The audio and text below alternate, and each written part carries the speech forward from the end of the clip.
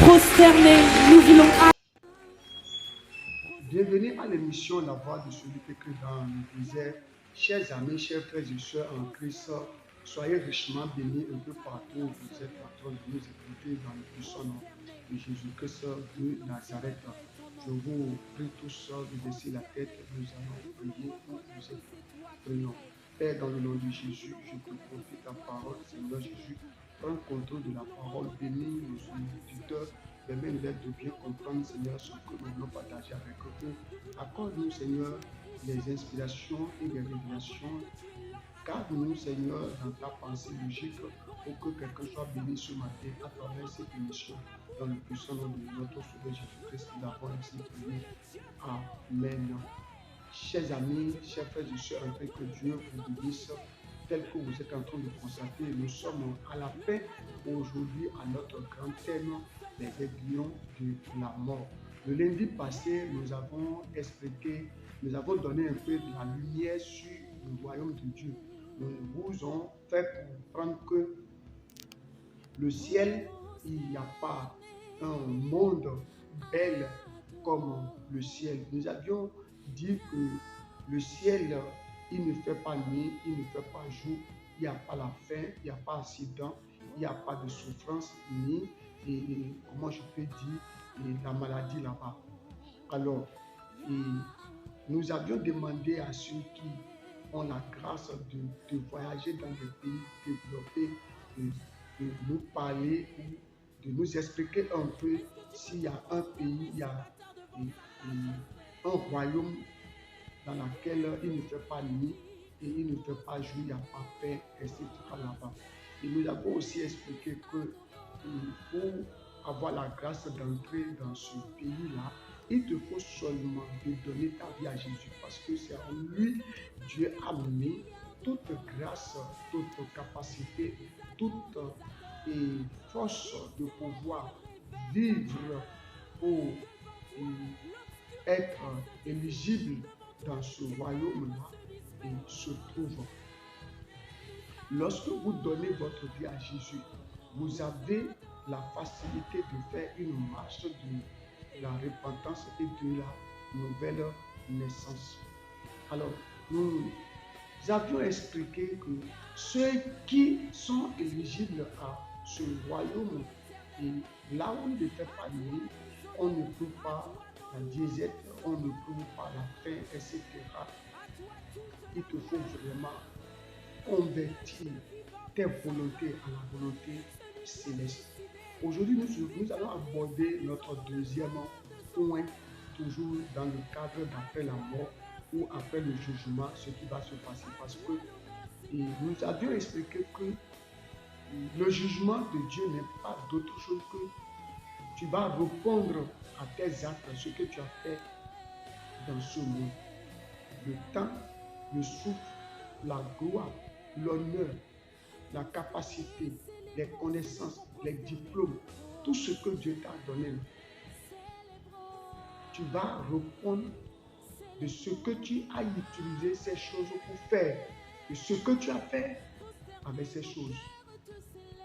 Est-ce que tu les as convertis en la gloire de Dieu? Le sou qu'il t'a donné, est-ce que tu as utilisé ça pour l'accroissement de son royaume? Chers frères et sœurs, chers amis, voilà ce qui est le jugement de Dieu. Lorsque les autres sont en train d'être justifiés, sont en train d'avoir la faveur de ceux qui ont donné leur vie à Christ et obtenu le moyen et la facilité de faire toutes ces choses dont je viens de parler. Nous, pour ceux qui n'auront pas la grâce de pouvoir donner leur vie à Christ et recevoir cette grâce, ce moyen qui a été déposé en lui, ils vont passer maintenant à la seconde mort. C'est-à-dire qu'ils recevront maintenant la peine, le châtiment qu'il faut à toute erreur, à toute faute qu'ils ont commis sur cette terre. Bien-aimés dans le Seigneur, nous sommes dans deux tests ce matin. Nous sommes dans notre premier texte, dans 2 Thessaloniciens chapitre 1er, le verset 6, le 7 et le 8. Et pour finir, Apocalypse chapitre 21, le verset 8. Bien-aimés dans le Seigneur, quand nous mourrons, après que nous allons quitter de ce monde, nous allons quitter sur cette terre, nous allons passer au jugement dernier. Ceux qui ont donné leur vie à Christ seront justifiés, gratifiés, honorés. Ceux qui n'auront pas donné leur vie à lui, comme je viens de le dire tout à l'heure, la place qui leur a été réservée, c'est de ça que ces 2 textes parlent. Et nous allons les lire. Vous-même, s'il vous plaît, lisez ça chez vous. Est-ce qu'on peut lire ça? 2 Thessaloniciens chapitre 1er, le verset 6 au verset 8. Je lis. Il dit ceci. Et vous-même, autant pour moi, voilà. Le verset 6, il dit, car il est de la justice de Dieu de rendre l'affliction à ceux qui vous affligent. Il est de la justice de Dieu de rendre l'affliction à ceux qui vous affligent. Ça là, c'est pour ceux qui ont donné leur vie à Christ et qui sont en train d'être persécutés sur cette terre à cause de la parole du Seigneur. Dieu prend maintenant vengeance après la mort de ces personnes et de faire quoi? Et de les punir. Il ne les punira pas tout de suite. Pourquoi? Parce qu'il veut qu'ils se répandent, qu'ils donnent leur vie à Christ, que leurs âmes soient sauvées. Ils ne veulent pas qu'ils viennent à la seconde mort.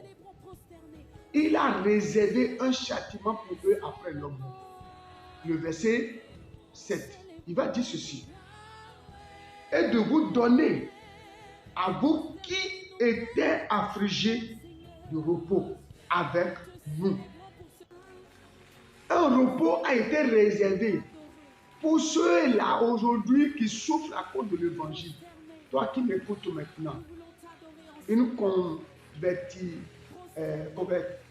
convertition sera faite tout à l'heure après la mort. Le Seigneur va convertir notre souffrance aujourd'hui à notre vie éternelle, une vie heureuse et éternelle. Pendant ce temps, les autres qui sont en train de vous affliger aujourd'hui vont prendre votre place. Écoutez, quelle sera la dureté de cet châtiment que Dieu est en train de les réserver, cette punition. Une échange sera faite. Ceux qui vous affligent aujourd'hui prendront votre place et vous qui êtes en train de vous affliger aujourd'hui, vous allez prendre leur place. Et ce sera éternel. Tous ceux qui vivent aujourd'hui, par exemple, une vie aisée, une vie paisible, ils n'ont point de soucis, ils n'ont plus de soucis, ils font tout, comment je peux dire, avec une grande facilité, pendant que de notre côté, c'est avec une grande douleur, avec un grand souci que nous arrivons vraiment à opérer dans ce monde. Et au dernier jour, cet échange duquel je suis en train de parler sera fait.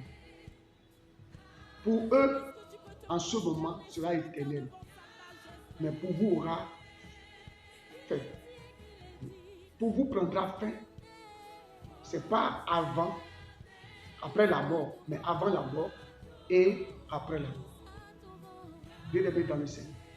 Nous allons lire le verset 8 pour voir ce qui a été réservé. Oui, lisez avec moi.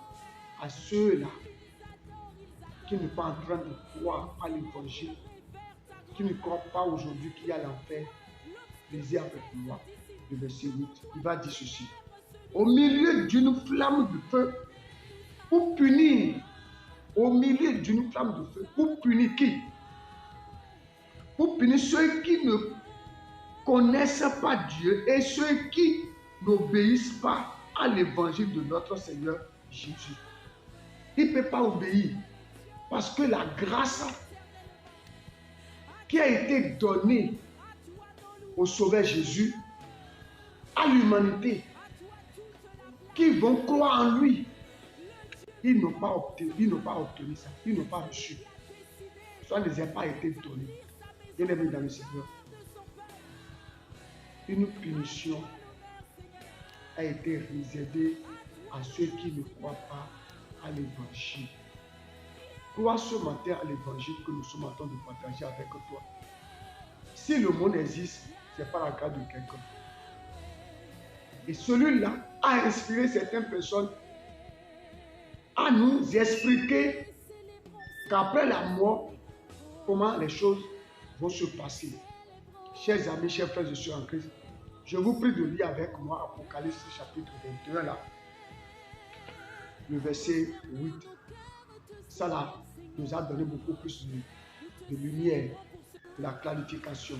Le verset 8, je lui dis, mais pour les lâches, les incrédules, les abominables, connaissez-vous les lâches, ceux qui ont l'esprit de chien, ceux qui ont l'esprit de porc, il faut bien les laver, il faut les délivrer, il faut les faire tout. Ils retourneront dans leurs mauvaises actes, dans leur saleté. Bien-aimés dans le Seigneur, c'est les lâches, ceux qui ont l'esprit de chien, qui peut vomir et qui peut encore avaler toutes mes excuses à ceux qui m'écoutent et ceux qui mangent. Bien-aimés dans le Seigneur, une punition a été réservée à des personnes comme ça. Je vais finir le verset. Il me dit, les meurtriers, les impudiques, les enchanteurs, les idolâtres et tous les menteurs, leur part sera dans l'état ardent du feu et de seconde et de souffle, autant pour moi, ce qui est la seconde mort. Bien-aimés dans le Seigneur, c'est la place qui les a été réservée. La Bible dit ici, les menteurs. Quelqu'un peut dire un jour, est-ce qu'il y a un être humain qui ne ment pas? Et surtout qu'aujourd'hui, il faut mentir d'abord avant d'opérer dans le monde dans lequel nous sommes. Donc, il n'y a pas de souci. Quand est-ce qu'il faut mentir d'abord avant d'opérer ou avant de mener n'importe quelle affaire dans le monde où nous sommes? C'est une manière d'expliquer indirectement que ton Dieu est incapable de pouvoir te bénir ou de t'aider dans ton opération dans ce monde. Là, tu empruntes les pas de ceux-là qui vont passer à la seconde mort, qui a été réservé, les pas qui ont été réservés aux enchanteurs, aux idolâtres. La parole de Dieu ne ment pas. Quand c'est qu'il faut mentir d'abord avant que ta femme te croie, ou il faut mentir d'abord avant que ta femme te croie, ton mari te croie, il faut comprendre, bien aimé dans le Seigneur. C'est un peu ça. Les pas qui ont été réservés à ces personnes se trouvent dans la seconde mort. Après la mort, après le jugement, la place qui a été réservée aux enchanteurs, aux lâches, c'est la seconde mort que la Bible dit ici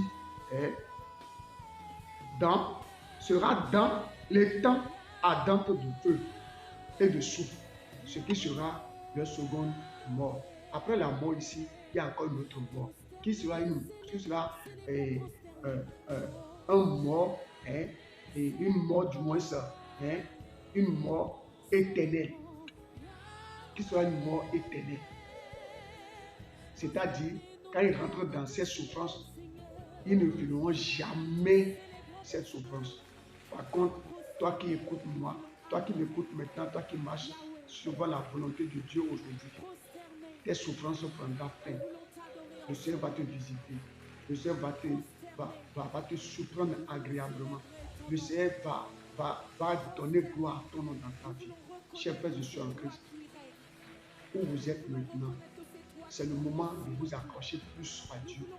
Car la mort ne fait jamais de rendez-vous avec qui que ce soit. À tout bout de temps, la mort peut venir nous chercher. On peut dormir et ne plus se réveiller. Ta vie n'est pas dans ta main. Tu iras où quand la mort viendra te frapper la porte. Ce matin, je vous prie de baisser la tête où vous êtes et de donner votre vie à Christ. Moi, je vais vous confier seulement dans la main de Dieu. Vous avez tous nos contacts. Vous pouvez vraiment nous joindre.